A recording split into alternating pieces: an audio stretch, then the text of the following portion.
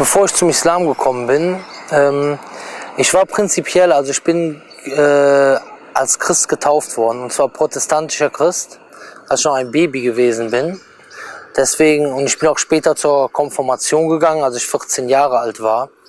Und ich habe mich eigentlich immer sehr für den Glauben interessiert. Ich war kein engagierter Christ, aber ein interessierter Christ, und ich habe mich für diese Religion sehr interessiert, hatte immer dieses Gefühl, dass ich mich Gott nähern will.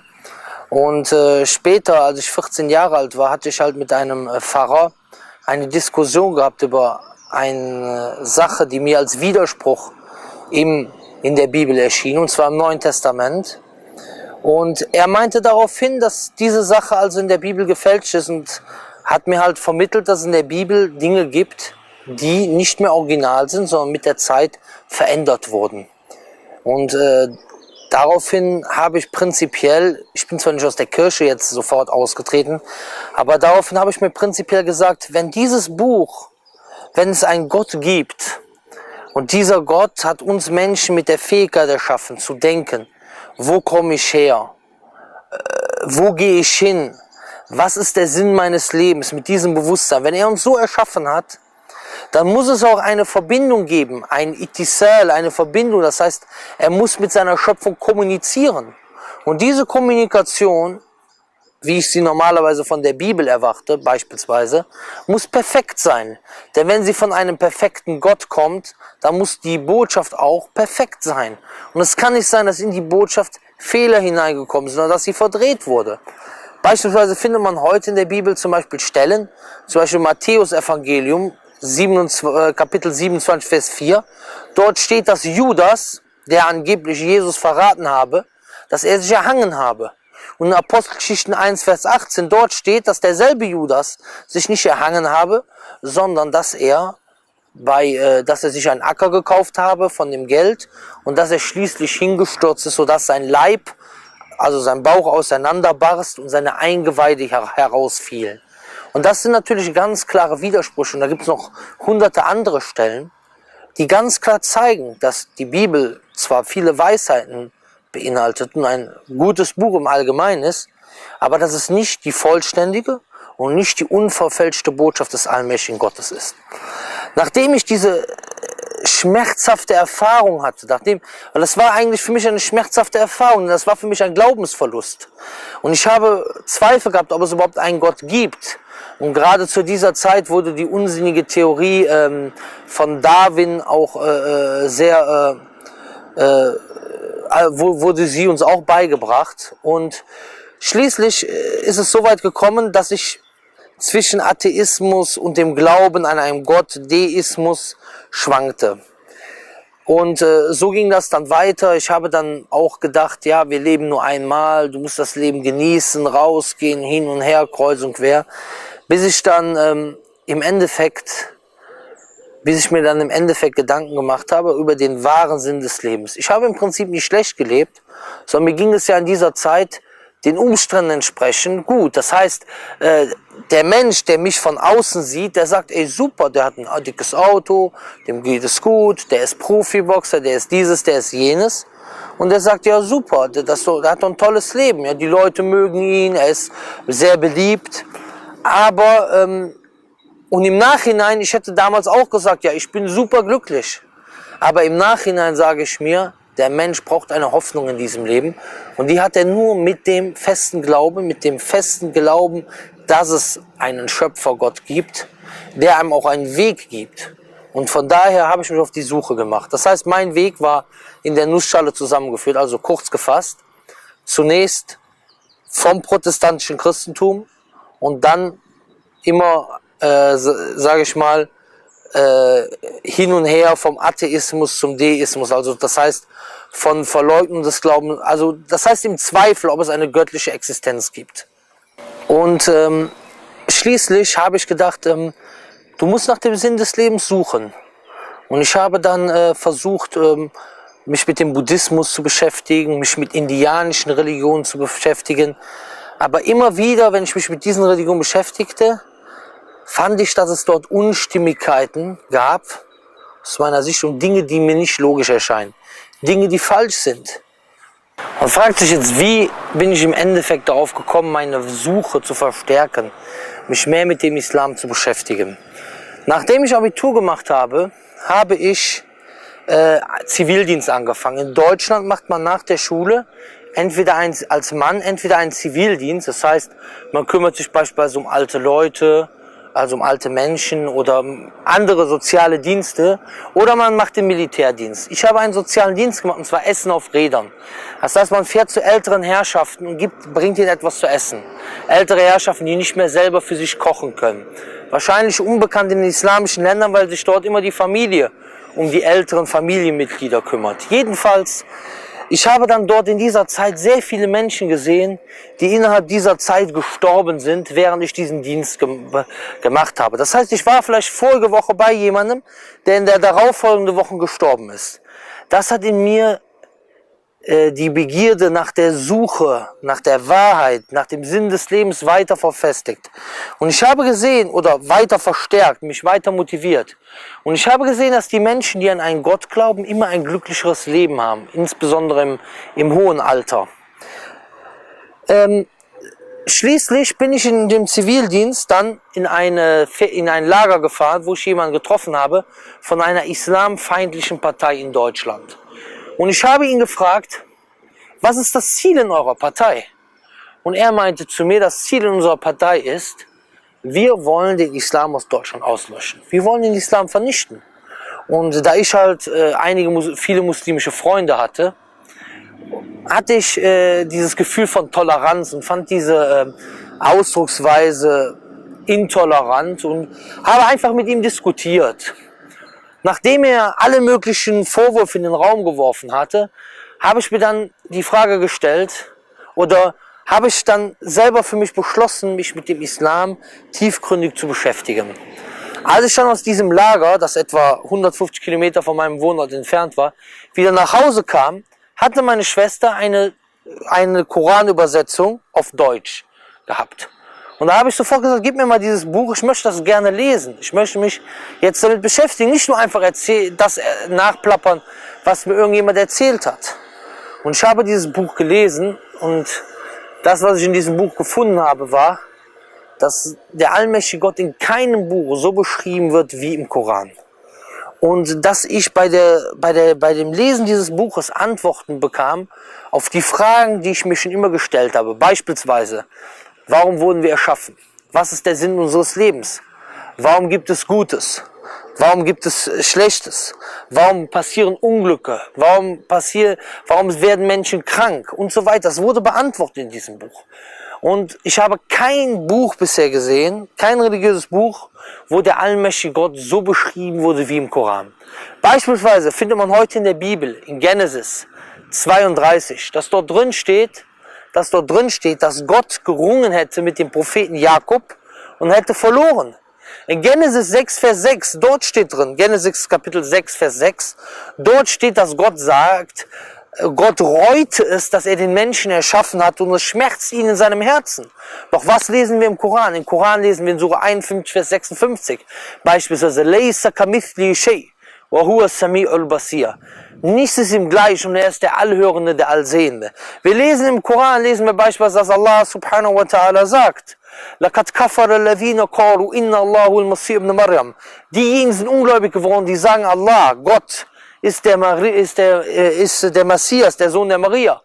Sprich, sagt er dann, فَمَنْ يَمْلِكُ مِنَ اللَّهِ شَيْئًا إِنْ أَرَادَ يُهْلِكَ الْمَسِيحَ ابْنَ مَرْيَمَ وَأُمَّهُ وَمَنْ فِي الْأَرْضِ جَمِيعًا.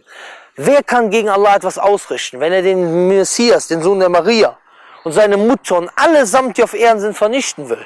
وَلِلَّهِ مُلْكُ السَّمَوَاتِ وَالْأَرْضِ وَمَا بَيْنَهُمَا يَخْلُقُ مَا يَشَاءُ وَاللَّهُ عَلَى كُلِّ شَيْءٍ قَدِيرٌ.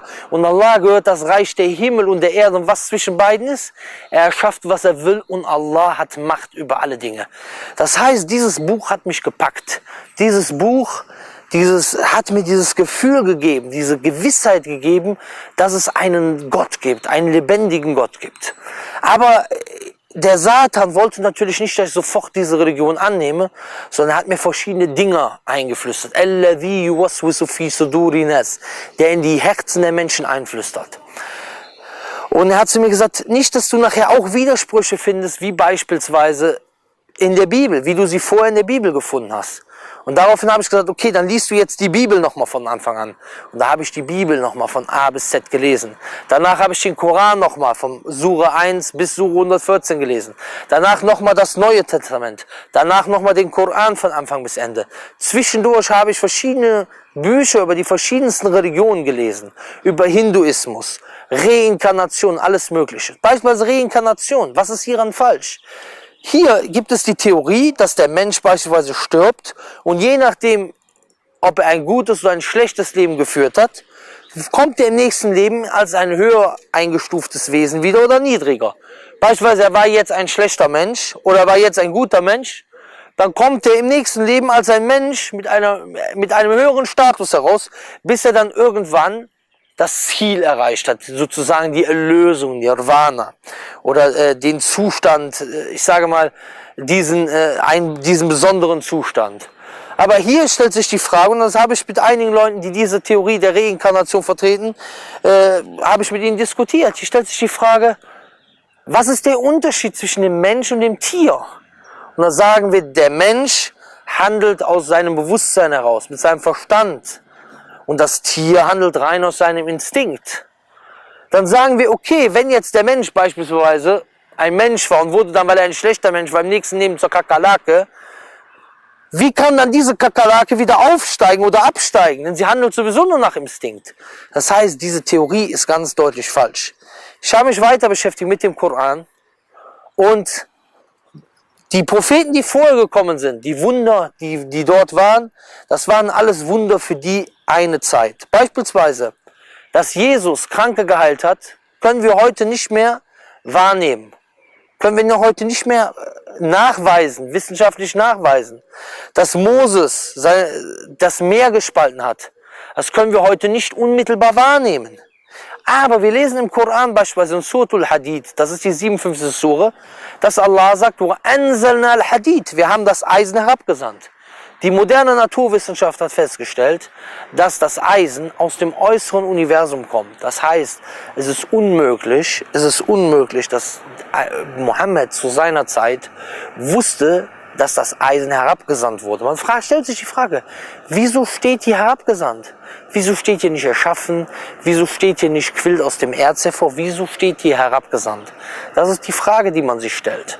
Und hier ist ganz klar, dass darauf hingewiesen wird, dass, so wie die moderne Naturwissenschaft bestätigt, das Eisen aus dem äußeren Universum kommt. Etwas, was Mohammed, a.s.w., ein Analphabet zu seiner Zeit unmöglich wissen konnte. Das heißt, ein wahres Wunder. Heutzutage sehen wir Hunderte von Menschen, Tausende von Menschen, Zehntausende von Menschen, die den Koran auswendig können. Man geht zum Beispiel zu einem Koranwettbewerb und das ist auch ein lebendiges Wunder vom Islam. Man geht zu einem Koranwettbewerb, wo vielleicht ein Kind ist, das 10 Jahre alt ist, aus China oder irgendwoher. Und man sagt zu ihm, Salamu alaikum, er sagt, wa alaikum assalam, Friede und Segen auf dir, Friede auf dir. Dann sagt man weiter, Kayfa haluk auf Arabisch, wie geht's? Und er hat keine Antwort. Das heißt, er kann dieses ganze Buch, über 600 Seiten auswendig, obwohl er kein Wort Arabisch praktisch kann. Man muss mal versuchen, eine Seite auf Chinesisch auswendig zu lernen, auf irgendeiner Sprache. Das heißt, das ist ein lebendiges Wunder, wie Allah im Surat al-Qamar, das die 54. Surah vom Koran sagt. وَلَقَدْ يَسَّرْنَا الْقُرْآنَ لِلذِّكْرِ فَهَلْ مِن مُدَّكِّرٍ. Wir haben den Koran leicht gemacht zur Ermahnung, so wer lässt sich ermahnen, sinngemäß. Und hier ist der Punkt. Beispielsweise an anderer Stelle sagt Allah, das ist in Surah Tur oder Surah Dhariyat, da sagt er, وَالسَّمَاءَ بَنَيْنَاهَا بِأَيْدٍ وَإِنَّا لَمُوسِعُونَ. Den Himmel haben wir mit Kraft aufgebaut und wir dehnen ihn aus. Erst im letzten Jahrhundert hat man festgestellt, dass sich das Universum ausdehnt mit den modernsten wissenschaftlichen Geräten. In Surah 96 wird darauf hingewiesen, dass der Mensch aus einem Alaq entsteht, ein Blutegel-ähnliches, dass er daraus entsteht, ein Blutegel-ähnliches Objekt. Und das ist etwas, was im Koran vor 1400 Jahren stand, was aber die Wissenschaftler mit Mikroskopen und mit den modernsten wissenschaftlichen Geräten erst im letzten Jahrhundert rausgefunden haben. Das heißt, hier hat man das lebendige Wunder. Hier hat man das lebendige Wunder. Und ich habe mich hiermit beschäftigt. Und es wurde alles beantwortet. Das heißt, der Islam stimmt von vorne bis hinten, von A bis Z. Ja? Und wenn man diese Frage beantwortet hat, ist der Koran von Gott? Ist das, was die Sunna offenbart? Ist das die Botschaft vom allmächtigen Gott? Dann ergeben sich alle anderen Fragen. Warum gibt es Kopftuchgebot im Islam? Warum gibt es 100 Peitschenhiebe für den, der Zina begangen hat? Denn wenn Gott dies bestimmt, dann hat man keine Wahl mehr. Dann kann man nicht sagen, ja, ich hätte es lieber doch nicht, denn es ist der Befehl vom allmächtigen Gott. Es ist der Befehl vom Schöpfer. Wie gesagt, ich habe mich weiter damit beschäftigt, diese ganzen Dinge herausgefunden, diese lebendigen Wunder gesehen. Und ich habe dann angefangen zu beten. Und obwohl ich den Islam noch nicht angenommen habe, ich habe angefangen zu beten. Und aber der Satan wollte nicht, dass ich die Shahada mache. Ich konnte schon die Surah Al-Fatiha, Qul Huwallahu Ahad. Ich wusste schon komplett, wie man betet. Und eines Tages, mein Freund Cengiz Koç, der auch für Kickbox-Weltmeister früher war, ich habe mit ihm zusammen trainiert. Und es kam immer ein Kollege aus Amerika. Ein amerikanischer Sparringspartner kam nach Deutschland, um hier zu trainieren. Und mein Freund Cengiz Koç ist immer mit ihm zu Salatul Jumu'ah gefahren, zum Jumu'ah-Gebet. Und eines Tages konnte er nicht mit ihm gehen. Und daraufhin hat er mich angerufen und hat gesagt, bitte bring du diesen Khalid, also das ist der Boxer aus Amerika, bring ihn heute zum Jumu'ah-Gebet. Und ich habe mich geduscht, bin dann mit ihm zum Jumu'ah-Gebet gefahren. Und ich bin in die Moschee rein, habe erstmal 2 Rakat, Tahiyatul Masjid, Begrüßung der Moschee gebetet. Ich wusste ja schon, wie man betet. Ja, und ich hatte aber noch gar nicht den Islam angenommen. Und schließlich vor dem Jumu'ah-Gebet kam dann ein Mann zu mir, ein älterer marokkanischer Mann. Und dieser Khalid Jones wir saßen alle zusammen und er meinte zu mir, bist du der einzige, sinngemäß, bist du der einzige Muslim bei dir in der Familie? Oder sind deine Eltern auch Muslime? Und in diesem Moment stellte ich mir die Frage, sagt zu mir, eigentlich hast du ja noch gar nicht die Shahada gesagt. Und in diesem Moment hat Allah, Alhamdulillah, mich recht geleitet und den Satan von mir weggenommen. Und ich sagte zu ihm, als er gefragt hat, sind deine Eltern auch Muslime, habe ich gesagt, nein, ich bin der einzige Muslim bei mir in der Familie. Ashhadu an la ilaha illallah wa ashhadu anna Muhammadan Rasulullah. Ashhadu an la ilaha illallah wa ashhadu anna Muhammadan Rasulullah. Ich bezeuge, dass es keinen Gott gibt außer Allah. Und ich bezeuge, dass Mohammed der Gesandte Allahs ist. Und hier bin ich Muslim geworden. Und dies war der Moment, ich habe mich erleichtert gefühlt, wo ich angefangen habe, Muslim zu sein. Und habe dann versucht auch, inshallah, mich so gut wie es geht zu verbessern, von Jahr zu Jahr und so weiter. Alhamdulillah.